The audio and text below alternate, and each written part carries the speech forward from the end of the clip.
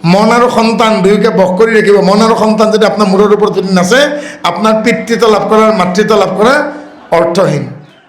এগৰাকী নাৰীয়ে যেতিয়া পুৰুষৰ নৈতিকতাৰ অধপতন দেখে, সেই পুৰুষৰ প্ৰতি নাৰীকে সন্মান হেৰুৱায়। আৰু যদি মানসিক স্বাস্থ্য ঠিক নাই, আপোনাৰ ছোৱালী তেওঁক বিয়া দিলে কিন্তু শাস্তি খাব। আমাক কয় নকয়, চকুলাল হিয়া খাল সেই পুৰুষৰ লক্ষণ ভাল। সেইবুলি জিভা পাক খাই আৰু ভৰি পাক খাই চকুলাল হোৱা কথা কোৱা নাই দেই। কাৰণ এজনী গুণৱতী ছোৱালীৰ যেতিয়া বিয়া ভাঙে, সেই ছোৱালীজনীৰ মনত কেনেকুৱা ধুমুহা আহে, সেই ছোৱালীজনীহে বুজে।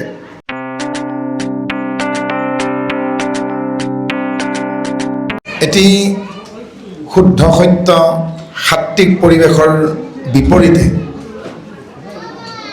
তামসিক পৰিৱেশ কেতিয়া সৃষ্টি হয়? তাক মহন্তৰ কোপ বুলি কৈছে। সেই মহন্তৰ কোপে আখি হুৱে দুৰ্বাসনা ৰাখি ঔটি বুলি কৰিলা বৰ্ণন। দ্বিতীয় স্কন্ধত কৈছে মহন্তৰ যেতিয়া কোপ উৎপত্তি হয়, কেতিয়া হয়? যেতিয়া মহন্ত ক্ৰোধিত হয়, খং উঠে। আৰু কেতিয়া? যেতিয়া আক্ষেপ হয়, ইংৰাজীত আজিকালি বায়াছ বুলি কয় দেই, অৰ্থাৎ হিতে বিপৰীত হয়। আৰু সেই কোপৰ ফলত অঘটন ঘটিব পাৰে। আৰু তাকেই কৈছে শুভাশুভ কাৰ্যৰূপে বাসনা আশ্ৰয়, এহি দুইবিধ কৰ্ম শাস্ত্ৰত কয়। শুভ আৰু অশুভ দুইটাতে বাসনা আছে। এটি ভাল সন্তান হওক বুলি কৰা সৎ কৰ্মকেই কি বোলেগে? পুংসৱন। পদ হচৌকাৰ অনুস্বাৰ দন্ত্যাস হ ৱন। আমি পঞ্চামৃত খোৱা বুলি কওঁ। এগৰাকী গৰ্ভৱতী নাৰীৰ যেতিয়া গৰ্ভস্থ সন্তানৰ 20 সপ্তাহ হয় আৰু মাহ হিচাপত 5 মাহ হয়, তেতিয়া দুয়ো ঘৰৰ স্বামীৰ আৰু পত্নীৰ মাহী পেহী জেঠী আইসকলে লগ লাগি গৰ্ভৱতী নাৰীকেইজনীক গৰ্ভ অৱস্থাত ল'ব পৰা সাৱধানতাখিনিৰ বিষয়ে বুজাই দিয়ে আৰু অলপমান পঞ্চামৃত খুৱায়। সেইখিনি আচলতে পুংসৱন। পুংসৱন কেতিয়াও ৰভা চালি দি সমাজ মাতি পাতিব লাগে বুলি বেদত লিখা নাই, মনুসংহিতাত লিখা নাই। আজিকালি কোনোবাই কৰে, সেইটো কিয় কৰে ৰাজসিক তেওঁলোকৰ কথা। কিন্তু কামনাটো কি, বাসনাটো কি? এটা ভাল সন্তান হওক বুলি কৰা সৎকামনাৰে কৰা 5 মাহৰ এই অনুষ্ঠানটি কয় পুংসৱন। এইটো হ'ল সৎ বাসনা, হয়নে?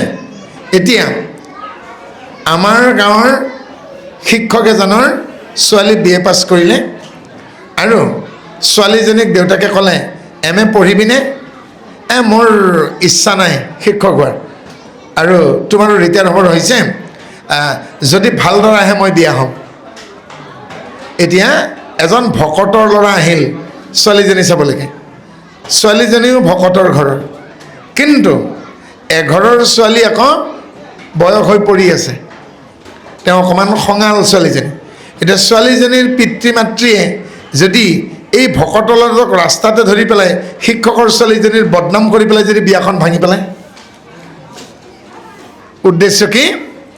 বেয়া বাসনা, যে মোৰ ছোৱালী থাকোঁতে নগেন মাষ্টৰৰ ছোৱালীক মই বিয়া হ'ব নিদিওঁ।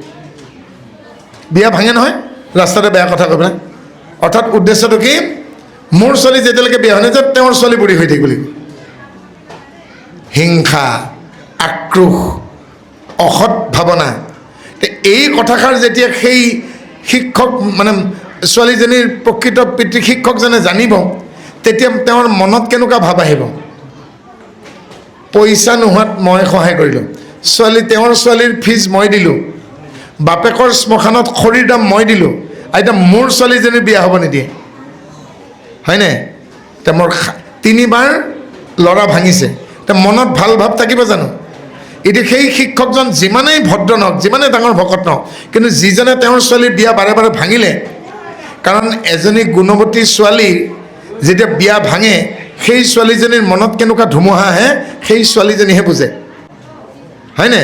গতিকে সেই ছোৱালীজনীৰ পিতৃগৰাকী ভাল ভাৱনা হ'বনে এই দুৰাচাৰী পাখণ্ডৰ? অম্বৰীষৰ সেইটোৱে হৈছিল। অম্বৰীষ সাত্বিক ভকত আছিল, কিন্তু যিদিনাখন ব্ৰত ভাঙিব সেইদিনাখন দুৰ্বাসা আহিল, আহি অম্বৰীষক পৰীক্ষা কৰিবৰ কাৰণে সেইখন লতি লাঞ্চনা কৰিলে। অম্বৰীষৰ কিবা হ'ল জানো?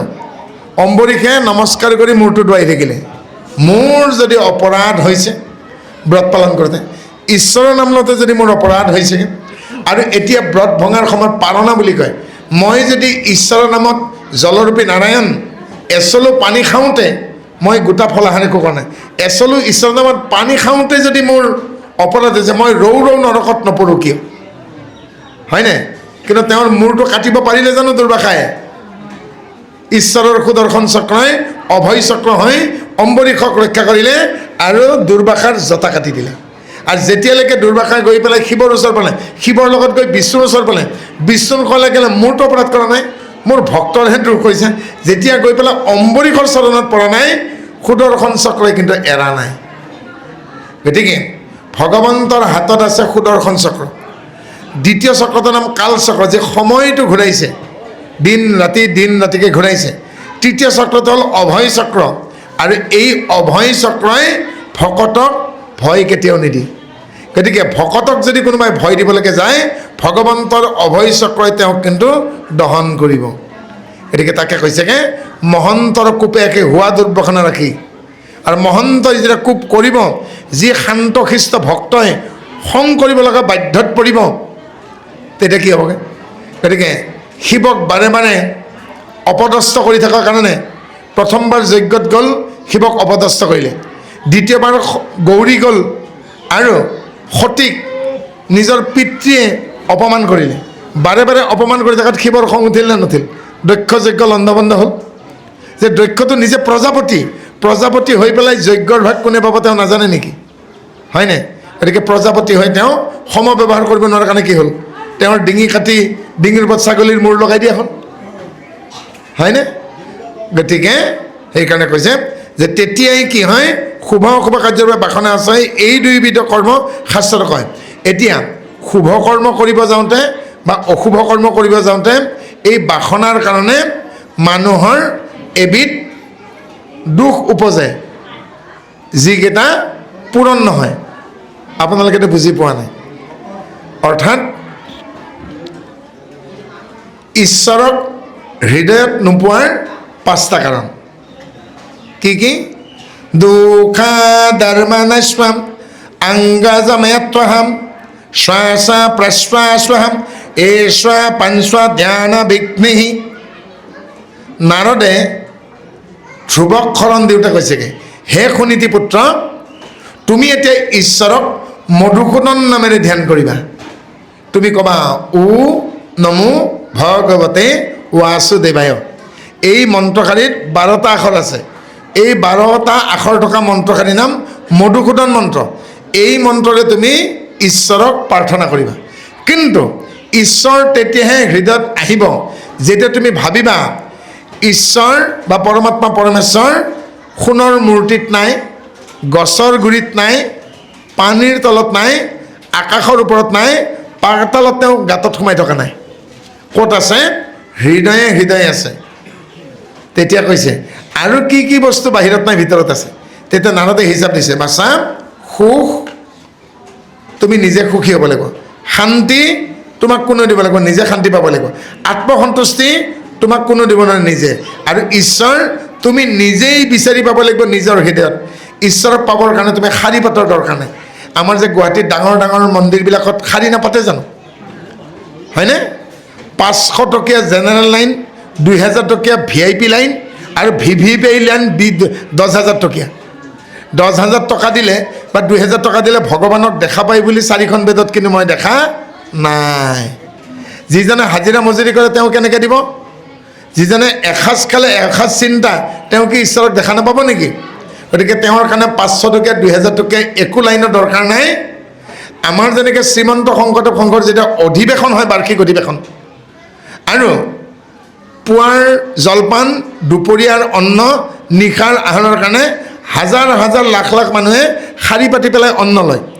তাতে কোনোবাই মেখেলা চাদৰ পিন্ধিছে, সৰু সৰু ছোৱালীবিলাকে চুৰিদাৰ পিন্ধিছে, তাত সৰু সৰুবিলাকে ফ্ৰক পিন্ধিছে, আমাৰ ভকতে ধুতি চোলা পিন্ধিছে, চেলেং লৈছে, কোনোবাই গামোচা লৈছে, কোনোবা আকৌ আমাৰ মানে ভাল পায় শ্ৰীমন্ত শংকৰদেৱ সংঘক, কিন্তু ধুতিখন পিন্ধি যোৱা নাই, তেওঁ লং পেণ্ট চাৰ্টেটো সোমাইছে। তাতে যিবোৰ কৰ্মী আছে আমাৰ প্ৰদৰ্শনীত লাগি আছে, হয়তো আমাৰ হিন্দু ধৰ্মৰ নহয়েই, কোনোবা খ্ৰীষ্টান, কোনোবা ইছলাম, তেওঁলোকেতো লং পেণ্ট চাৰ্টে হ'লেওতো ভোজনালয়ত গৈছে। আমি কাৰোবাক বাধা দিছোঁ নেকি? সাহিত্য সভাততো আই কাৰ্ডখন নহ'লে ভোজনালয়ত প্ৰৱেশ কৰিব নিদিয়ে, হয়নে? তো সাহিত্য সভাৰ অধিৱেশনৰ অন্নত আমিষ দিয়ে। পাঠশালাত যেতিয়া অধিৱেশন হৈ আছে সাহিত্য সভাৰ, তেতিয়া যোৰহাটৰ মহবন্দা পথাৰত আমাৰ অধিৱেশন হৈ আছে। তাত কিন্তু 2 লাখৰ পৰা 2.5 লাখ মানুহ হৈছে, কিন্তু মহবৰা পন্ধাৰত কিন্তু 37 লাখ মানুহ হৈছে। সিফালে কিন্তু আমিষ দিছে, কিন্তু তাত মানুহ নাই লাইনত, কিন্তু ইফালে মাত্ৰ শাকাহাৰী, দাইলে ভাতে শাকে এমুঠি, ইয়াত কিন্তু লক্ষ লক্ষ মানুহ, হয়নে? তাত কিন্তু আই কাৰ্ড দেখুৱালে সোমাবলৈকে দিছে, ইয়াত কিন্তু উইদাউট আই কাৰ্ড হিন্দু, মুছলিম, বৌদ্ধ, খ্ৰীষ্টান, কোন ক'ৰ পৰা সাংবাদিক আহিছে আমি সকলোকে দিছোঁ। কাৰণ মোৰ এটাই দৃঢ় বিশ্বাস, আমাৰ নামঘৰত যদি আপুনি প্ৰৱেশ কৰে, তেতিয়াহ'লে নামঘৰীয়া ৰুমত নাৰিকলৰ বাকলি চলা এখন দা আৰু ফল মূল কটাৰী 2-3খন পাব। কিন্তু আমাৰ শংকৰদেৱে থৈ যোৱা নামঘৰটোৰ ভিতৰত তৰোৱাল, বন্দুক, পিষ্টল, গ্ৰেনেড নিমিলেগা। কিন্তু দুখৰ বিষয়, বহু এনেকুৱা আমি উপাসনা গৃহ দেখা পাইছোঁ বেলেগ ধৰ্মৰ, য'ত নেকি বন্দুক, পিষ্টল, বম চব ওলায়। তেতিয়াহ'লে শংকৰদেৱৰ আদৰ্শ চাওক, 64,000 নামঘৰ আছে, অসমতেই 52,000 আছে। অসমৰ 52,000 নামঘৰ, ক'তো কোনো এটা নামঘৰত এখন তৰোৱালো নাপায়, এডাল জাঠিও নাপায়।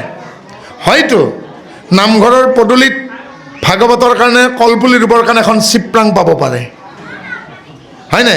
চিপ্ৰাঙো নাৰাখে, কাষৰ ঘৰ মানুহৰ পৰা আনে। খুব বেছি নাৰিকলৰ বাকলি চেলোৱা আৰু খৰি ফলা কুঠাৰ এখনৰ দা পাব। তেতিয়াহ'লে এয়াই আমাৰ আদৰ্শ, নহয় জানো? ঠিক তেনেকৈ এইবাৰ প্ৰহ্লাদক আৰু ধ্ৰুৱক নাৰদে বুজাই দিছে এই দ্বাদশ অক্ষৰী মন্ত্ৰ, কিন্তু কি? সুখ, শান্তি, আত্মসন্তুষ্টি আৰু ঈশ্বৰ। হেৰা ধ্ৰুৱ, হেৰা প্ৰহ্লাদ, গছৰ গুৰিত ঈশ্বৰ নাই, সোণৰ মূৰ্তিত নাই, ৰূপৰ মূৰ্তিত নাই, ক'ত আছে? তোমাৰ হৃদয়ত। বোলে কেনেকৈ পাবা? এতিয়া শুনি লোৱা।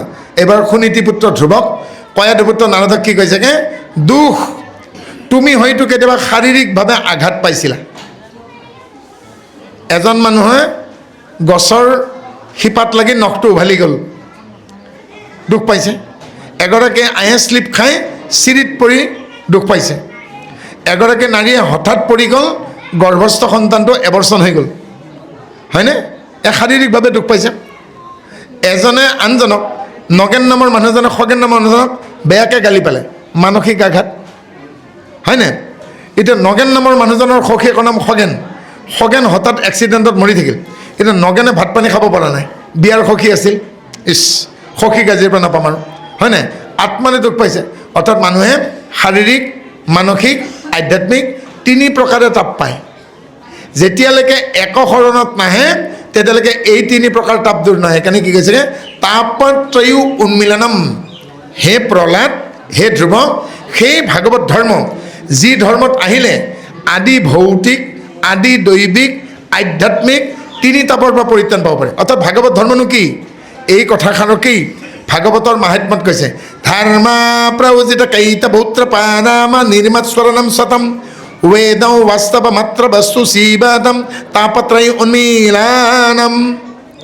जी धर्मत कपट नाय, जी धर्मत हिंसा नाय, जी धर्मक आचरण करिले आदि भौतिक, आदि दैविक, आध्यात्मिक 3 तापर পৰা পৰিত্ৰাণ পাব পাৰি আৰু সমস্ত প্ৰকাৰৰ দুখৰ পৰা পৰিত্ৰাণ পাব পাৰি, সেই হ'ল ভাগৱত ধৰ্ম। এইবাৰ কৈছে দৌৰ্মনস্য। দৌৰ্মনস্য মানে কি? এটি শিশু ডাঙৰ হৈ ডেকা ল'ৰা হ'ব, এটি শিশু কন্যা ডাঙৰ হৈ গাভৰু হৈ এগৰাকী নাৰীত পৰিণত হ'ব। এটা সৰু ল'ৰা ডেকা হ'বলৈ যাওঁতে, এজনী গাভৰু সৰু ছোৱালী গাভৰু হ'বলৈ যাওঁতে ভাল ভাল বস্তু খাব বিচাৰে, ভাল ভাল বস্ত্ৰ পিন্ধিব বিচাৰে, ভাল ভাল ঠাইলৈ যাব বিচাৰে, ভাল ভাল কাম কৰিব বিচাৰে, ভাল ভাল সংগী হৃদয়ত আপোন কৰি ল'ব বিচাৰে।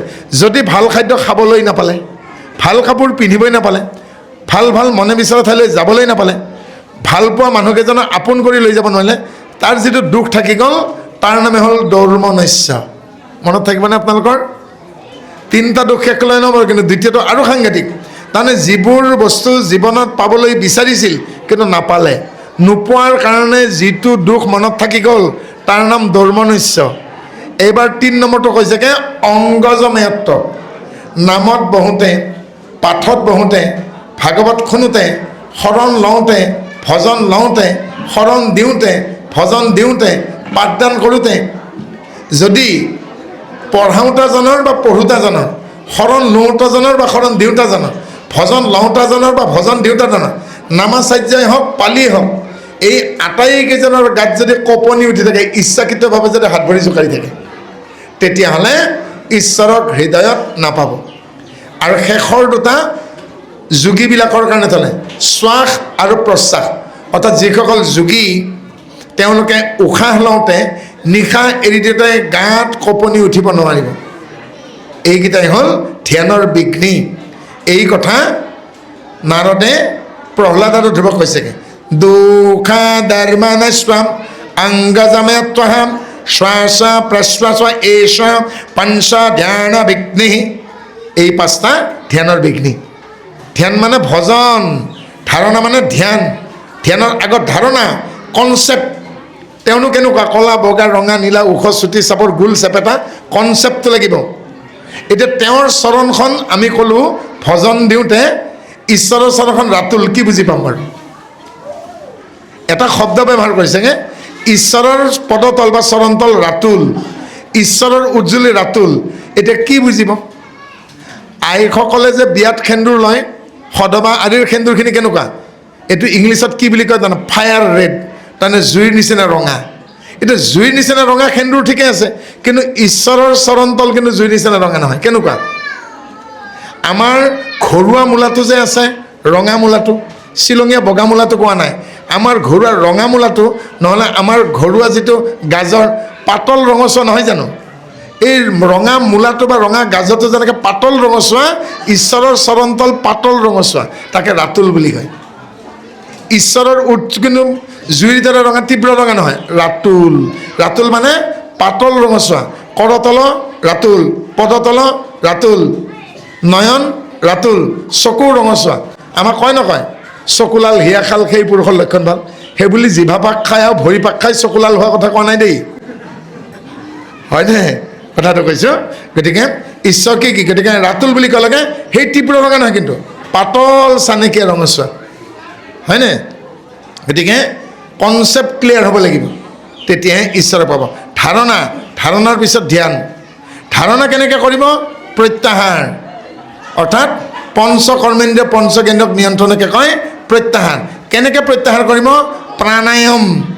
যিজনে নিজৰ শ্বাস প্ৰশ্বাস উশাহ নিশাহক নিয়ন্ত্ৰণ কৰিব পাৰিছে, শৰীৰত প্ৰয়োজনীয় অক্সিজেন অৰ্থাৎ প্ৰাণবায়ু গ্ৰহণ কৰিব জানে, শৰীৰতে উৎপন্ন হোৱা কাৰ্বন ডাই অক্সাইড অপান বায়ুখিনি ওলাই দিব পাৰে, তেওঁৰ শৰীৰত বিষেই নাই। 60,000 ঋষিমুনিৰ ভিতৰত 2800 প্ৰধান বুলি কৈছে। এই 60,000 হওক 28,000 হওক, কোনেও কিন্তু গাৰ বিষত মৰা নাই, কোনেও কৰ্কট ৰোগ হৈ মৰা নাই, স্বাভাৱিক মৃত্যু ঘটিছে। অৰ্থাৎ তেওঁলোকে প্ৰাণায়াম কৰিছিল। প্ৰাণায়াম কৰিলে উশাহ নিশাহ শুদ্ধ হয়, আৰু সেইকাৰণে আখৰ ঋষিমুনিবিলাক নিৰোগী আছিল, আৰু সদায় তেওঁলোকে নিৰোগী হ'বলৈ প্ৰাৰ্থনা কৰে। কৰে না? সৰ্বে ভৱন্তু সুখিনম সৰ্বে সন্তু নিৰাময়া মা কচ্ছু দুঃখবাদ ভৱেৎ। কিমান সুন্দৰ প্ৰাৰ্থনা! চৰাইবিলাকে উৰিবলৈকে এখন মুকলি আকাশ পাওক, জিৰাবলৈকে বৃক্ষৰ ডালেটি পাওক, খাবলৈকে খুদখন পাওক, আৰু পৃথিৱীত থকা উৰণ বুৰণ গজন ভৱন চাৰিমুঠি জীৱ নিৰোগী হওক। আমি কলপাত দেখিলে যেতিয়া কাটি আনিম শৰাইখন ঢাকাৰ কাৰণে, পোক লগা কলপাত দেখিলে আনিম নেকি? কাউৰীয়ে বিষ্ঠা দেখাৰ কাৰণে একদম ধুনীয়া সেউজীয়া হালধীয়া কোমলীয়া কলপাত দেখিলে আনিম, হয়নে? গতিকে সকলো নিৰোগী হওক। নিৰোগী মানে কিন্তু কেৱল বেমাৰ থকাই নহয়, কিন্তু কেৱল বেমাৰ নথকাই নহয়, আৰু কি? মানসিক স্বাস্থ্য যাৰ ভাল তেওঁহে নিৰোগী। আমাৰ দেউতাহঁতৰ দিনত কি আছিল? নিৰোগী দেহকে স্বাস্থ্য বোলে। তাৰমানে তেওঁ ক্ষীণ হ'ব পাৰে, শকত হ'ব পাৰে, নিৰোগী হ'লে হ'ল। কিন্তু এতিয়া ফৰ্মুলাটো সলনি হ'ল। ল'ৰাটো দেখোন দেখাত ধুনীয়াই, চৰকাৰী চাকৰি ক'লে বোলে ইঞ্জিনিয়াৰ, 2 লাখ টকা ভাল পায়, সেই দেখোন পথাৰৰ মাজত অকলে অকলে হাঁহি থাকে, লগত দেখোন মোবাইলো নাই, ক্ৰেক আছে। তাৰমানে লগত যদি মোবাইলটো নাই, পথাৰৰ মাজত হাঁহি আছে, তাৰমানে সি মানসিকভাৱে সুস্থিৰ নহয়, তাৰমানে মেণ্টেল হেল্থ ঠিক নাই। গতিকে স্বাস্থ্য ঠিক হ'লে নহ'ব, চৰকাৰী চাকৰি কৰিলে নহ'ব, বান্দিল পালে নহ'ব, মানসিক স্বাস্থ্য ঠিক আছে নাই। আৰু যদি মানসিক স্বাস্থ্য ঠিক নাই, আপোনাৰ ছোৱালী তেওঁক বিয়া দিলে কিন্তু শাস্তি খাব। গতিকে চৰকাৰী দৰমহা পোৱা চাকৰি পালেই নহ'ব, ল'ৰাটোৰ মানসিক স্বাস্থ্য আছে নে সেইটো ভাবিব। আগতে কি চাইছিলগৈ, ল'ৰাটোৰ মাক কেনেকুৱা, বাপেক কেনেকুৱা। এতিয়া অলপ ছিষ্টেমটো সলনি হ'ল, ল'ৰাটোৱে কাৰ লগত উঠা বহা কৰে সেইটো অলপ চাব। পাইছেতো বুজি? কাৰণ এহাল ভাল মাক বাপেকৰ ল'ৰাও যদি কুসংগ পায়, গতিকে চিকাৰীৰ ঘৰত যে ভাতো দি কৈছে, ধৰ ধৰ মাৰ মাৰ, কাট তাক, নেৰিবি, খেপ ধৰেই তাক বুলি কৈছে। কিন্তু ভকতৰ ঘৰত কি কৈছে, কৃষ্ণ ৰাম ৰাম, আজি কি শুভ দিন, আজি কিমান দিনৰ মূৰত আমাৰ পদূলিলৈকে ভকত আহিছে, মাও সেই ভকত আহিছে, ওলাই আহাচোন। কোনে কৈছে? ভকতৰ ঘৰৰ ভাতো। আৰু চিকাৰীৰ ঘৰৰ ভাতো দি কৈছে, তাক লৈ যায় চিকাৰৰ, তৰ তৰ মাত খেদিবি, এই কালো তৰ তক, তাৰমানে কুকুৰটোক লগাই দিছে, তাৰ খা খা খা, কামোৰ কামোৰ কামোৰ, কুকুৰটোক দৌৰাই দিয়ে নহয়, আধা মৰা পহুটো ধৰিব লাগে। গতিকে চিকাৰীৰ ঘৰৰ ভাতৌটোৱে কি ক'লে, আৰু ভকতৰ ঘৰ, কিন্তু এক মাক বাপেকৰে সন্তান আছিল, হয়নে? গতিকে সংগ। আৰু ছেকেণ্ড কথা হ'ল, আমি কি কৰিছোঁ, তেওঁলোকে অবজাৰ্ভাৰ। নিজৰ বংশতে বিয়া কৰোৱাৰ কাৰণে মাধৱদেৱৰ দিনত এহাল গিৰিয়েক ঘৈণীয়েকক সমাজে জুই বান্ধি পৃথক কৰিলে, ল'ৰা ছোৱালী যজাহাল হ'ল। এতিয়া গিৰিয়েকে ঘৈণীয়েকে, ঘৈণীয়েকে গিৰিয়েকক সন্মান কৰি নামাতে, মানে গিৰিয়েকে ঘৈণীয়েকক মাতে বুঢ়ী, আৰু ঘৈণীয়েকে গিৰিয়েকক মাতে বুঢ়া, আৰু ল'ৰা ছোৱালী বাপেকক মাতে বুঢ়া, মাকক মাতে বুঢ়ী। মাধৱদেৱ সেইখিনি পালেগৈ, বোলে চব ঠিকে আছে, এইকেইটা বংশধৰকেইটা আমাক সন্মান নকৰে। বোলে আপোনালোকে ইজনে সিজনে কি বুলি মাতে? বোলে মই মোৰ তিৰোতাক বুঢ়ী বুলি মাতো, আৰু মোক তেওঁ বুঢ়া বুলি মাতে, তাতেইতো গণ্ডগোল। আগৰ হাল যিফালে যায়, পিছৰ হাল সেইফালে যায়, লাগে বুটি ডাঙলেই হওক। বোলে কৰিম কি? গিৰিয়েকক কৈছে, তুমি তোমাৰ ধৰ্মপত্নীক আই বুলি ক'বা। অঁ আই শুনিছানে, পানী অলপটা দিয়কচোন। আৰু আইগৰাকী কৈছে, আপুনি এওঁক দেৱতা বুলি মাতিব। অ' মা জলপান লওকহি, দেউতা জলপান লওক। গতিকে তেতিয়া আইগৰাকীয়ে সুধিলে, মই আৰু মোৰ স্বামীক দেউতা বুলি কিয় ক'ম? তেতিয়া কৈছেগৈ মাধৱদেৱে, মই তোমাৰ দেউতা বুলি ভাবাচোন। অঁ ভাবিলোঁ। এতিয়া মই তোমাক শ্ৰেণীকোঠাত পঢ়াওঁ, মই হেড পণ্ডিত। এতিয়া তুমি নিজৰ শ্ৰেণীকোঠাত মোক দেউতা বুলি মাতিবা নেকি? কি বুলি মাতিবা? মহাশয়। অৰ্থাৎ নিজৰ বাপেককো স্কুলত পুতেকে বা জীয়েকে দেউতা বুলি মাতাৰ অধিকাৰ নাই। ছাৰ এইখিনি বুজা নাই। অৰ্থাৎ শিক্ষা দিয়ে জানজনক দেউতা বুলি মাতিব নোৱাৰিব দেই। গতিকতে সেই ক্ষেত্ৰত তুমি তোমাৰ স্বামীক দেউতা বুলি মাতাচোন, হয়নে? আৰু তেতিয়া একমাহ পিছত যেতিয়া মাধৱদেৱ আহিল, তেতিয়া দেখিলে সন্তানে ল'ৰাই ছোৱালীয়ে দেউতাকক দেউতা বুলি যে মাকক মা বুলি মাতিছে। আমি পিতৃ মাতৃ ইজনে সিজনক কেনেকুৱা ব্যৱহাৰ কৰিছে, ল'ৰা ছোৱালী কিন্তু অবজাৰ্ভ কৰি আছে, নীৰৱে চাই আছে, হয়নে? যি মাক বাপেকৰ কাজিয়া বেছি, সেই ল'ৰা ছোৱালী ডক্টৰ ইঞ্জিনিয়াৰ হ'লেও কিন্তু সিহঁতৰ জীৱনত অশান্তি হ'ব। দেখি আছে ন? কাৰণ জুই খালে এঙাৰ হাগিবই লাগে। গতিকে সদায় সাৱধান। আমি আমাৰ পিছৰ চামে কিন্তু আমাক অনবৰতে লক্ষ্য কৰি আছে। গতিকে আমি আজি পালোঁ বাসনা, কোপ, উটি, কি কাৰণত বেয়া ভাৱনাবিলাক উৎপত্তি হয়। আৰু এবাৰ যদি কাৰোবাৰ মনত বেয়া ভাৱনা আহিল, সি বিয়োগাত্মক দিশলৈকে গ'ল, তাক আৰু পজিটিভ কৰা, যোগাত্মক কৰা ইমান সহজ নহয়, ইমান সহজ নহয়। এজনী ভকতৰ ঘৰৰ ছোৱালীয়ে এটি ল'ৰাক আলাঙে আলাঙে ৰক্ষা কৰি আছে। তাই ভাবিছেগৈ যে এই ল'ৰাটোৱে পঢ়া শুনাটো ভাল, চাকৰি হ'লে মই তাৰ লগতে বিয়া হ'ম। আৰু এদিন ল'ৰাটোৰ চাকৰি হ'ল, ছোৱালীটো এইবাৰ ভাবিছে তাহাঁতৰ ঘৰে বোলে মোক সুধিব আহিব, মই হ'ম বুলি ক'ম। কিন্তু সুধিব অহাৰ দুদিন পাছত বুধবাৰে সুধিব, সোমবাৰে গধূলি দেখিছে নদীৰ পাৰত আৰু 4টা ল'ৰাৰ সৈতে মদ খাই আছে। এতিয়া ছোৱালীটোৱে পিছদিনাখন খবৰ পঠিয়াইছে, সি নাহিলেই হ'ল, মই এতিয়া বিয়া নহওঁ। এতিয়া বাপেকে পিছত কৈছে, তই দেখোন তাৰ লগত বিয়া হ'ম বুলি কৈছে, কেনে? এইটো মই পিছত কওঁ। এতিয়া ছোৱালীজনীৰ দৃষ্টিত ল'ৰাটো অভদ্ৰত পৰিণত হ'ল। ছোৱালীজনী দেখিলে তাৰ নৈতিকতাৰ অধপতন দেখিছে। এগৰাকী নাৰীয়ে যেতিয়া পুৰুষৰ নৈতিকতাৰ অধপতন দেখে, সেই পুৰুষৰ প্ৰতি নাৰীয়ে সন্মান হেৰুৱায়। কেতিয়াবা সেই পুৰুষক স্বীকাৰ কৰিব জানো? কেতিয়াও নকৰে। গতিকে হাঁহ চোৰৰ পাখি চিন, কঁঠাল চোৰৰ আঠাই চিন, আৰু অপৰাধী ক'বাত চিন থৈ যাবই, হয় নাই? গতিকে কোনোবা ফালেদি নহয় কোনোবা ফালেদি তেওঁ ধৰা পৰিবই, হয়তো দুদিনৰ আগপাছ দেই। বৈকুণ্ঠানৰ দানকেতু দাৰি দুইজন মহন্তৰ কোপে একে বহিলা নিপাতন।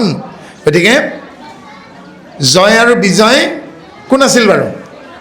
সন্ধ্যা নামৰ এগৰাকী অপ্সৰা, আৰু সন্ধ্যা নামৰ অপ্সৰাগৰাকীয়ে হিংসা কৰিলে কাক? উৰ্বশীক। উৰ্বশী হ'ল স্বৰ্গৰ অপ্সৰাসকলৰ ৰাণী। তেওঁক সত্য যুগত হৰি অৱতাৰৰ পাছত যেতিয়া নৰ আৰু নাৰায়ণ হ'ল, নৰ আৰু নাৰায়ণে সৃষ্টি কৰিছিল উৰ্বশীক। কামদেৱে যেতিয়া মুহিব আহিছিল, উল্টাকে উৰ্বশীক পঠিয়াই দিছিল। আৰু সেই উৰ্বশীৰ পৰিচাৰিকা আছিল সন্ধ্যা। আৰু সন্ধ্যাই কি কৰিলেগে যে মই উৰ্বশীৰ সমান মানে সন্মান পাব বিচাৰোঁ। তেতিয়া নাৰদক ক'লে, কি কৰিম? বোলে তুমি কশ্যপ ঋষিক স্বামী কামনা কৰা। কিন্তু মনত ৰাখিবা, তেওঁৰ ইতিমধ্যে 17গৰাকী পত্নী আছে। দিতি, অদিতি, দনু, শৰ্মা, বিনতা, কদ্ৰু, পতংগ, কৈ শেষ নহ'ব। কিন্তু গতিকে তুমি 18জনী নম্বৰ যদি হ'ব পাৰা, তেতিয়াহ'লে তুমি উৰ্বশীৰ সমান সন্মান পাবা।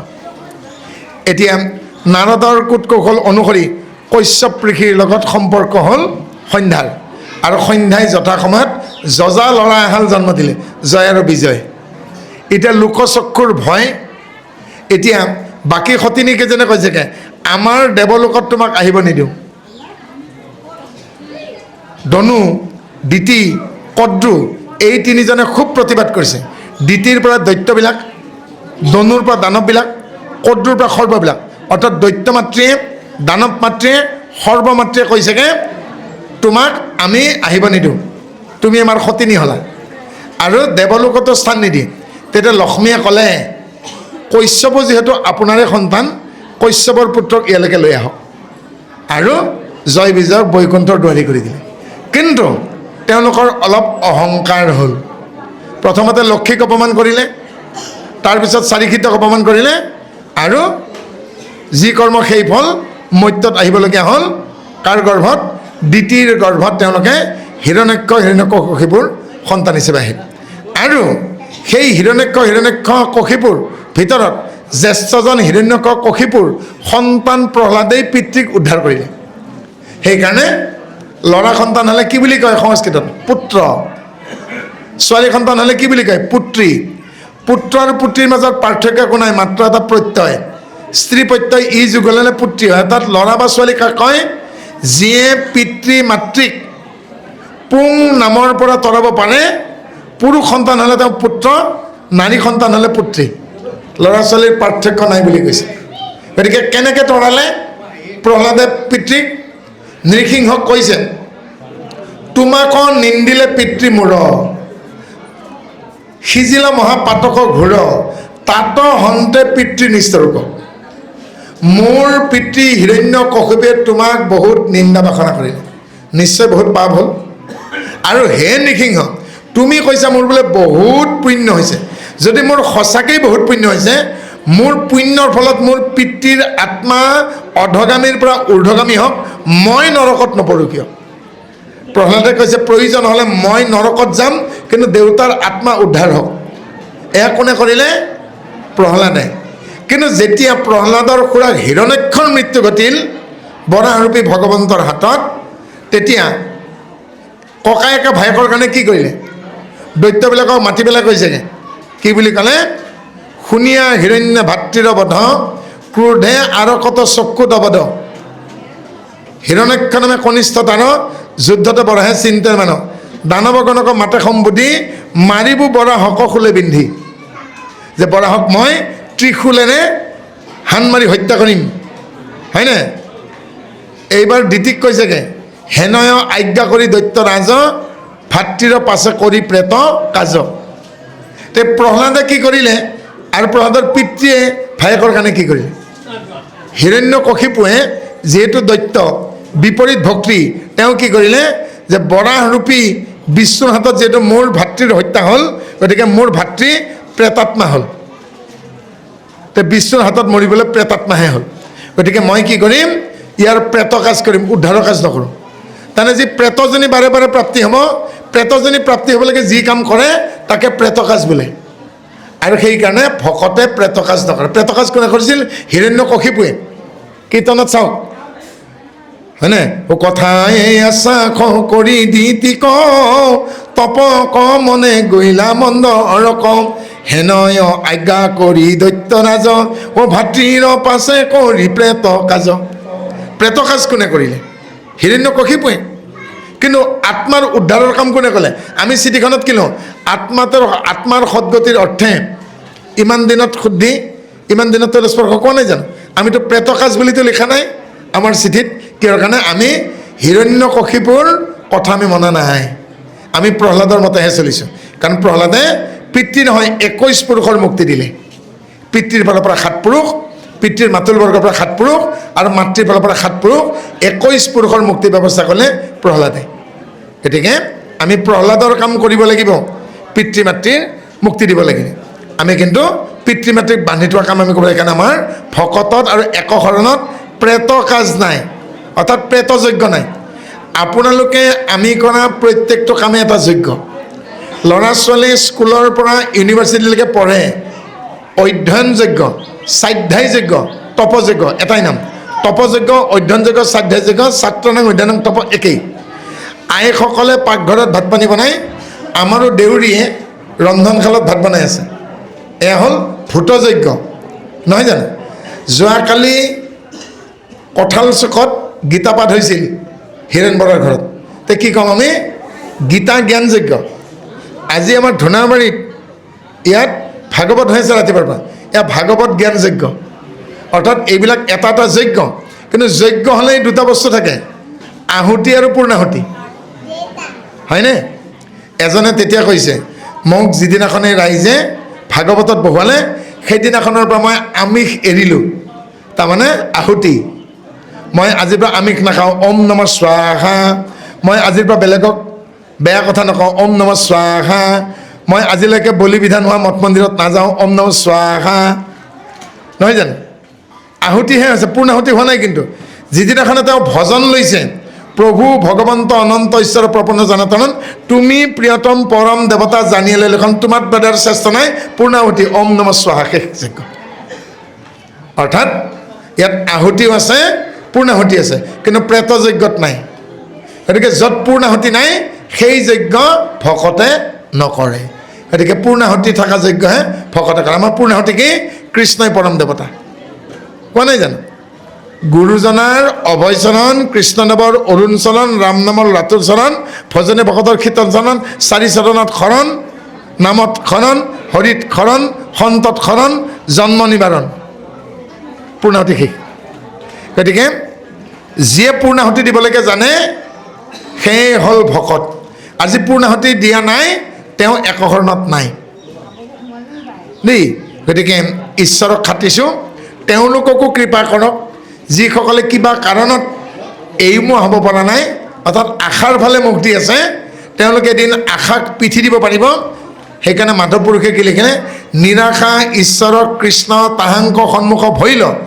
আশাক যিজনে পিঠি দিল তাৰমানে মনটোৰ ঘৈণীয়েক আশা মনৰ পত্নী আশাক যেতিয়া পিঠি দিব পাৰিব তেতিয়া লক্ষীৰ পত্নী মাধৱক পাব মা পতে লক্ষী ধৱ পতে চানে মাধৱক তেতিয়াহে পাব আশাক পিঠি দিব লাগিব গতিকে এদিন ঈশ্বৰে তেওঁলোককো কৃপা কৰক ক'ৰবাত বান্ধ খাই থকা নাই জানো গতিকে মোৰ দৃঢ় বিশ্বাস এই জখলা বন্ধা মানে বুজি পায়নে আপোনালোকে এই নগাঁও কলিয়াবৰত ঠাই এখনৰ নাম আছে জখলা বন্ধা মই বুঢ়া মানুহ এজনক কালি ৰেলত পালোঁ আপোনাৰ ঘৰ ক'ত বোলে জখলা বন্ধাত ক'ত যাব তেওঁ এতিয়া নাহৰ লগনত যাব মোক কওকচোন আপোনালোকৰ ঠাইখনৰ নাম জখলা বন্ধা কিয় কয় তেতিয়া ক'লে আমাৰ তাতে পাহাৰত আমি ঢাপ খেতি কৰোঁ পাহাৰত ঢাপ খেতি কৰিলে কি কৰে এনেকৈ ঢাপ কাটি কাটি পানী ৰাখিব চেষ্টা কৰে কিন্তু ঢাপটো দি থ'লে পাহাৰত আলি দিলে কিন্তু পানী থাকে জানো?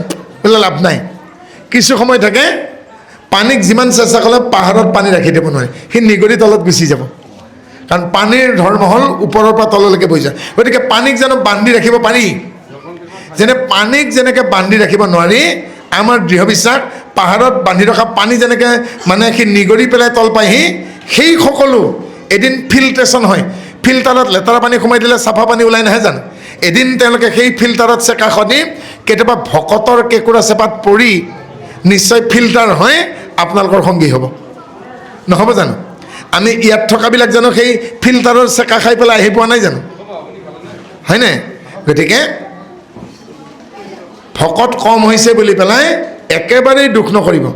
কাৰণ ডলা আৰু কোলাখনৰ আগত পতানবিলাক উৰে। যেতিয়া ডলাখনৰ ওপৰত চালনীখন দিওঁ, ধানখিনি পেলাই তাতে দি দিওঁ, গতিকে বৰ ডলাৰে বীজ দিওঁ, তাকে পতান উৰি গুচি গ'ল।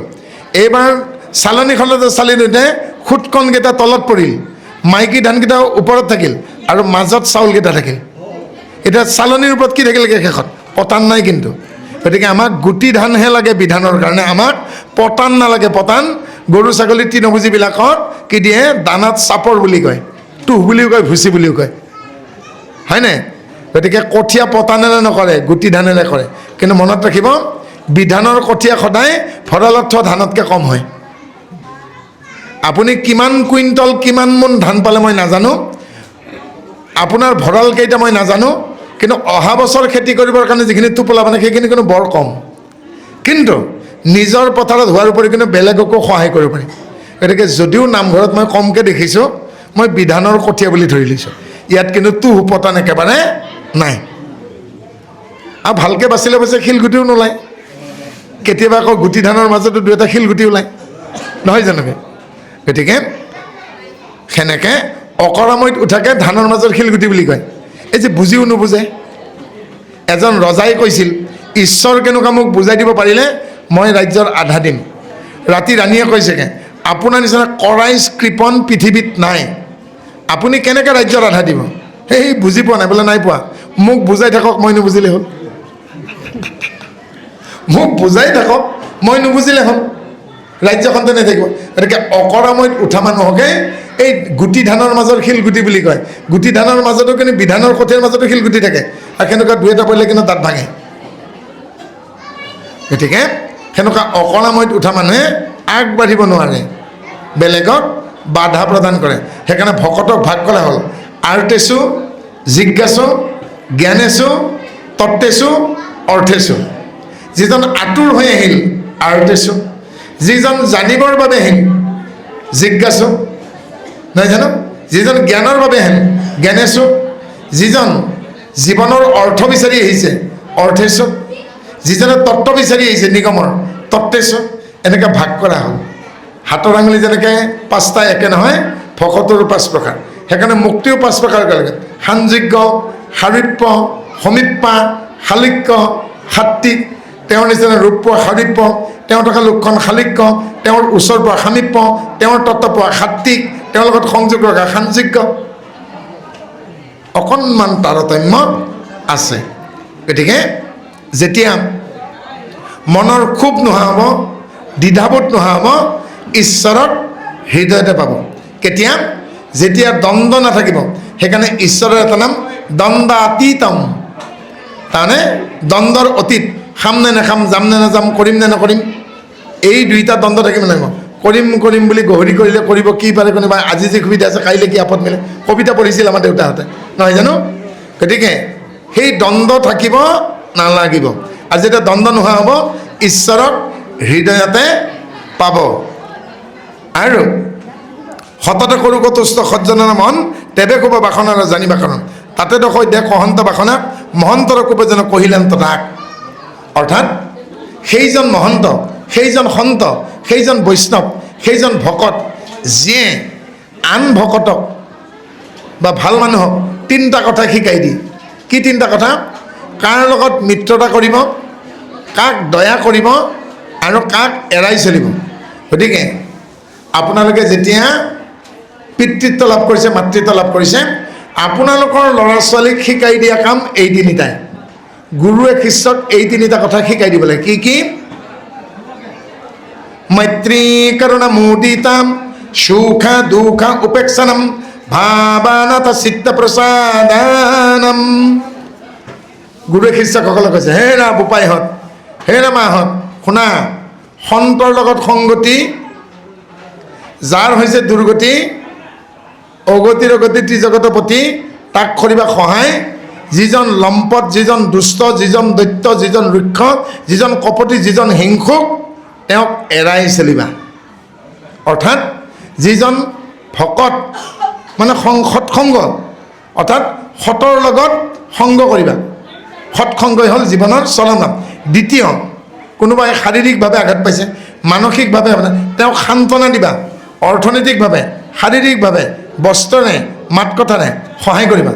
যিজন ধৰ্ষণকাৰী, যিজন গুণ্ডা, যিজন দস্যু, যিজন কপটী, যিজন হিংসুক, যিজন ক্ৰোধী, তেওঁক এৰাই চলিবা। অৰ্থাৎ কাৰ লগত মিত্ৰতা কৰিম, কাৰ লগত বন্ধুত্ব কৰিম, কাক সহায় কৰিম আৰু কাৰ পৰা 10 মাইল দূৰত থাকিম।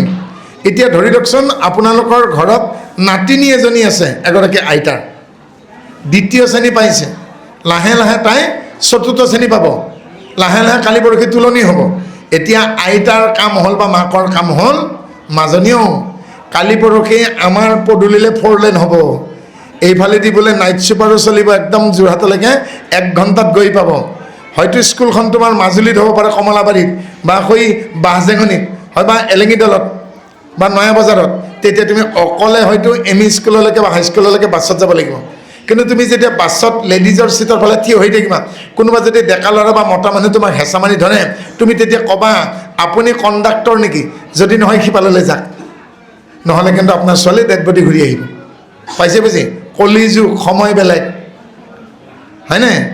আপোনালোকে দেখিছেগে, আইগৰাকীয়ে কৈছেগে, গৰুকেইটা লৈ আনক, জোৰকৈ বৰষুণ দিছে, আপোনাৰ চোতালৰ আগফালে বৰষুণ দি আছে পথাৰত, আৰু পিছফালে কিন্তু টংটঙীয়া ৰ'দ। এঘৰ চলৰ চোতালত ৰ'দ দিব আৰু পিছফালে বৰষুণ দি থাকিব, এনেকুৱা হ'বগৈ কলিযুগত, হয়নে? গতিকে গুড টাচ বেড টাচ শিকাব লাগিব, যদি নিশিকায় বিপদ ঘটিব। সেইকাৰণে কৈছোঁ, এয়া শিকাব লাগিব, কাৰ লগত সংগতি কৰিব, কাক এৰাই চলিব, হয়নে? এয়াই কৈছেগৈ, এয়া হ'ল সাধুৰ কৰ্তব্য আৰু পিতৃ মাতৃৰ কৰ্তব্য।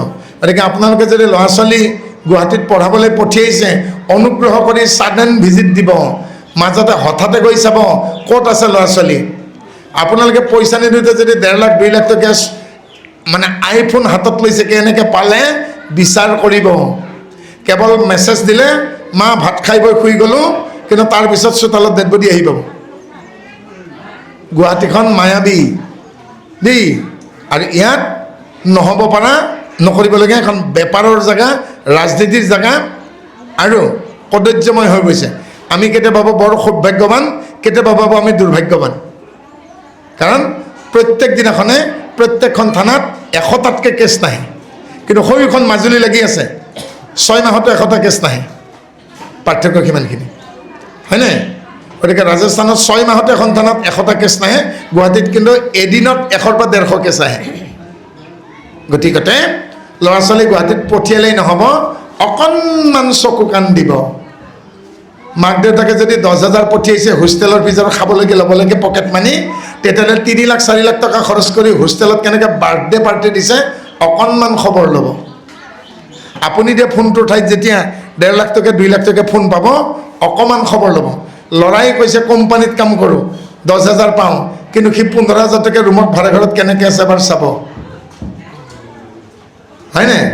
গতিকে কিন্তু ৰাখি থ'ব, হাতৰ পৰা এৰালডাল একেবাৰে এৰি নিদিব। মই আগতেই কৈছোঁ, মন আৰু সন্তান দুয়োকে বশ কৰি ৰাখিব। মন আৰু সন্তান যদি আপোনাৰ মূৰৰ ওপৰত যদি নাচে, আপোনাৰ পিতৃত্ব লাভ কৰা আৰু মাতৃত্ব লাভ কৰা অৰ্থহীন, ভেলুলেছ হৈ যাব, আৰু আপুনি সংসাৰত অশান্তি পাব। কিমতে ভকতি কৰিব তোমাত হৰি হৰি হৰি